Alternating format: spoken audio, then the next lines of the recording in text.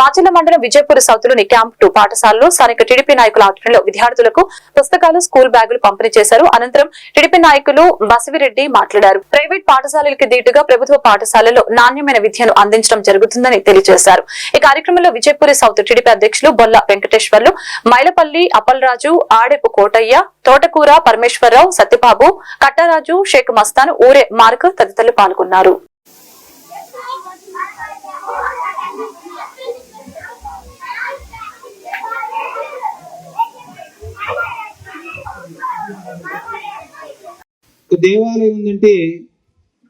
ఒక దేవాలయం ఉందంటే ఆ కమ్యూనిటీ వరకు మాత్రమే దేవాలయానికి వెళ్తారు. ఒక చర్చ్ ఉందంటే ఆ కమ్యూనిటీ, అలానే మసీదు ఉందంటే. మన ఆంధ్ర రాష్ట్రంలో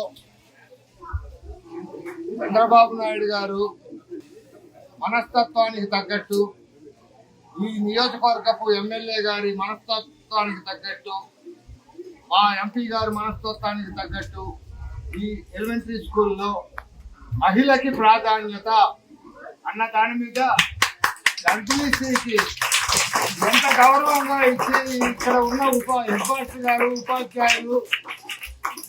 ఉపాధ్యాయులు అందరూ ఇంతమంది పేరెంట్స్లోని ఇంతమంది పెద్దల్లో ఒక ఎస్టీ మహిళ కడుపుతో ఉంటే ఆమెకి స్కూల్లో శ్రీమంతం చేసి మా మనసులు అందరినీ ఆకర్షించేటట్టు చేసిన ఈ ఉపాధ్యాయులకి పాదాభివందనం. స్కూల్లో చదివితే మంచి ర్యాంక్ వస్తే త్రిబుల్ సీట్ వస్తుంది. త్రిబుల్ సీట్ కనుక కంప్లీట్ అయితే బయట జాబ్తో పిల్లగాడు బయటకు వస్తాడు.